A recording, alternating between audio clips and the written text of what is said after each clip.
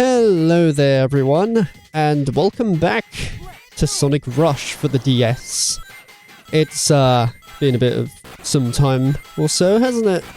My last upload was probably sometime back in about January, I want to say. Was it January? I can't even remember.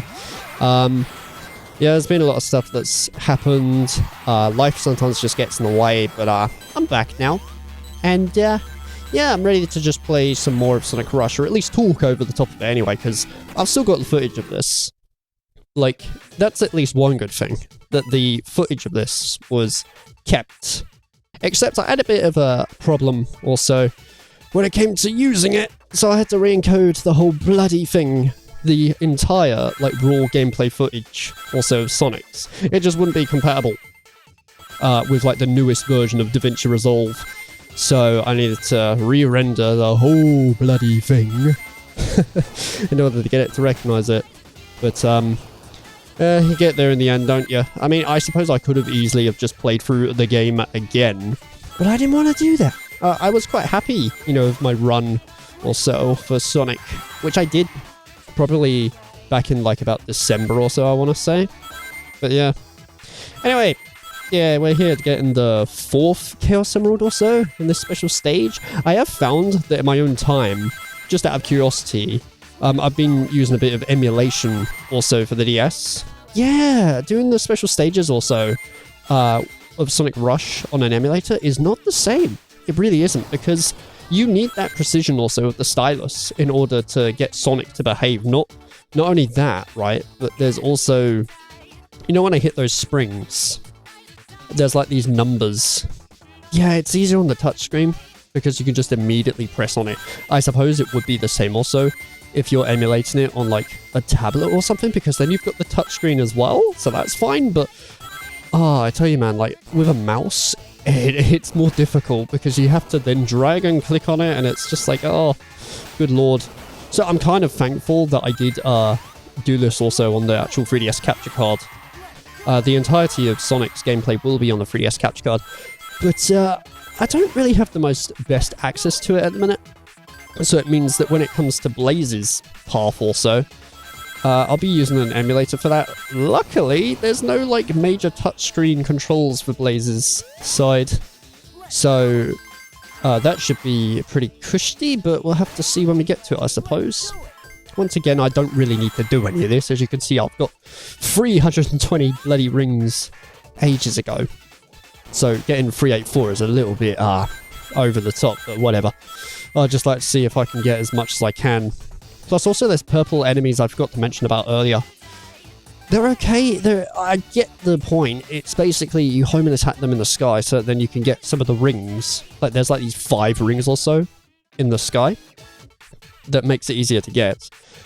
I don't really like it as much though, because when you home and attack, Sonic stays in the air for like about 2 seconds, and that can be a pain because sometimes he'll just land on a bunch of spikes or something because you don't really have any control.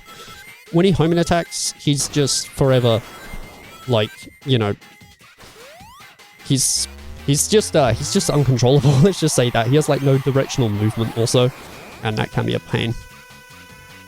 I don't know the name of this place. I forgot it immediately, which is a shame because it showed that at the start of the episode, but I wasn't really paying attention. The song for this place is called Sky Cha-Cha, which that has like sampling galore going on. Oh yeah, speaking of samples, actually, remember the video that I talked about also in episode 2, I think it was? Yeah, it might have been episode 2. The person's made another one.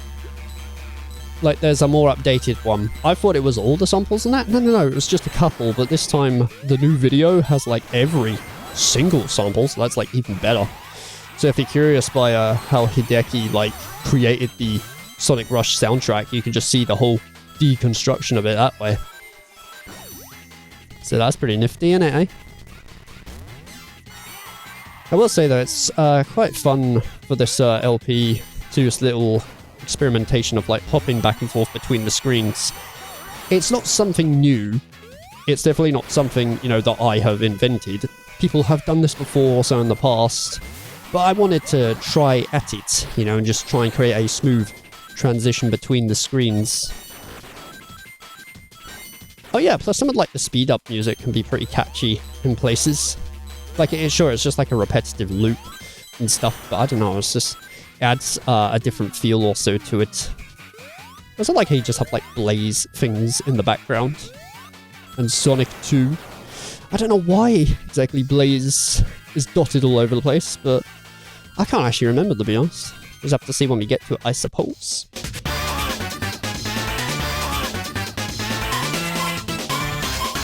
I love that groove. I always get like so hyped for that groove. That used to be like my stream raid notification, I think it was. Oh, I can't actually remember, but it was definitely like a stream alert of something. Night Carnival, that's the name of the bloody place. Of course it is. It looks like a carnival, doesn't it? You know, coming to think of it, actually, I think there's like a zone or so in Sonic 3 and Knuckles that... Is that Carnival Night? It's either Night Carnival or Carnival Night. Oh, good heavens. Plus there's one in Sonic Advance, isn't there? Oh, it gets really confusing. Good lord. But never mind. Oh yeah, plus I got like 9 lives. I think that's the highest also that the life counter goes. The commentary, as you can tell, like I said in the other episode and stuff, is just literally, it's just going to be me winging it and just talking about whatever the bloody hell is on my mind at the time. Like, I am done with the days of where, like, I was making sure that the commentary was pinpoint, you know, precise, and everything like that. It's like, at the end of the day, I just want to play games and just talk about them, you know? So, that's sort of vibe also that I'm going for with this. I mean, I can just keep talking, I won't run out of things to say. Oh, goodness me, I am an absolute chatterbox. I tell you. I am hoping, though, that the headset is, like, adjusted correctly for, like, the sound, because I'm still having this bloody problem also, where it doesn't seem to stay on the same sound profile. I have to keep flicking back and forth to get the bloody thing the way I want it. So, I mean, it's great. It's great that when it bloody works, but it's just, trying to get it to work itself is a right old pain in the bum at times, I tell you. That's really cool, that little moment right there. There is one thing I will say, though, about Sonic Rush. That is probably one of the reasons why I don't come back to it too much. I still enjoy the game.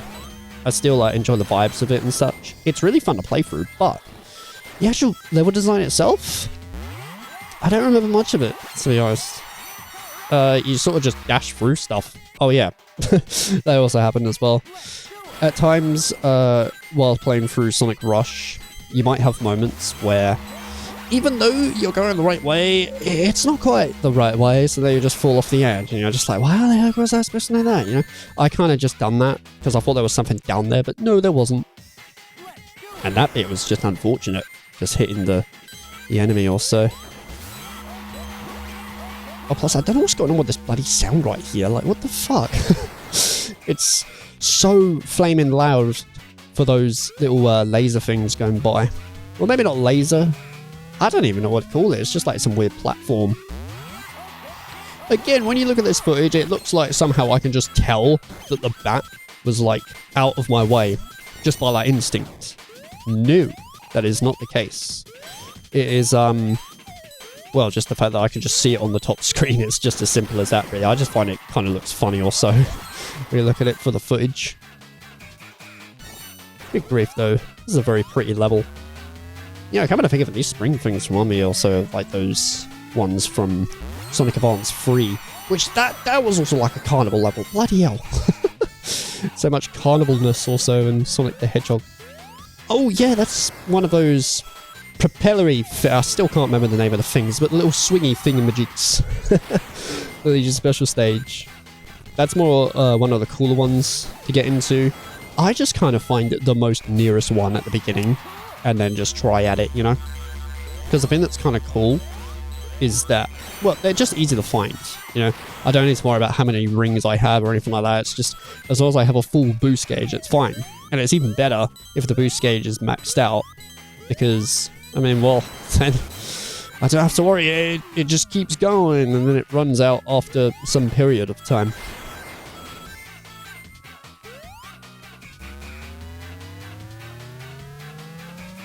Oh yeah, plus also I had a bit of an issue when trying to re-encode this whole entire footage. I'd done it and the bloody thing cropped it. I was like, no, I didn't want it to crop it, so I meant that when I tried to enlarge the footage it all looked blurry, and I'm like, no, no, no. I did not mean to. That was the time with the bloody music. I said, no, no, no, in time to the thing. That sure happened. I'll tell you that much. That was also a rank 8 for some reason. I do not understand the ranking system in this, nor do I really care, because I mean, I just like to play through it normally. Anyway, this is the boss of Night Carnival. This boss is so bloody wicked. The reason why, right, is because you can actually get this guy down super quick if you utilize that green beetle right there. Because if you hit it, you can then go high into the sky and hit it again. And if you get like a rhythm going on it, you can actually get this boss done super bloody quick. But this is just my raw run, just to show you how it went also. I'll kind of like cut out the deaths also on the bosses because, well, you know, it's just a matter of if I die, I can just restart the boss and just show you how it's supposed to be done. That way, and I also don't have to worry about being absolutely perfect also for footage. Apparently I am footage. That's not what I meant at all.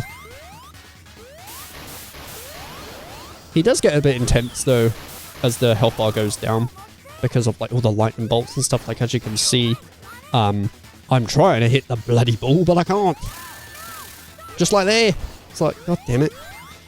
But other than that, it's a pretty fun boss. It's just one that you got to stay, you know, on your toes for. And well, you can succeed after a while, can't you? He still does not say, I won't forget this. I don't know why. Maybe it's just some weird like mistranslation or so, because of like in Japanese and stuff. I have no idea. But boy, yeah, that is the boss. And what rank did I get for this? Again, it's been ages since I've seen this footage. B. Yeah, not particularly great, but oh well, the boss is dead. That's all that matters, really. And there is a rock in our path. There is a big rock. Yes, there is. Dale's just pointing out the obvious, apparently. Oh yeah, I also noticed in, I think it was the previous episode, that I said, I don't usually pay attention to the cutscenes while I play. That's not what I meant. What I meant is basically, I don't remember the cutscenes that well. The story in this game, I don't know. I just don't really remember it that much. Also, so oftentimes whenever I'm looking at the cutscenes, it's just, oh yeah, I forgot it. That's what I was meant to say instead of, I don't pay attention. It's like, what? Apparently all I'm into like is the gameplay. I don't care about the story or anything for games. Nobody needs it. And yeah, there's Knucklehead. Knuckles is here. For some reason. Well, I mean, I suppose it makes sense. It's like the Sonic universe, isn't it? I just find it funny how like on the first part, Tails is just mysteriously there. Out of nowhere. Oh yeah, and of course Knuckles clears the path, doesn't he? I also don't really like voice acting, so that's why I tend to just let them do their thing. You can read what they're saying. And there's actually an abridged video that shows you all the entirety of the cutscenes, which I think is pretty awesome. But anyway, on to Zone 5 in the next episode. So, I will see you then. It's good to be back.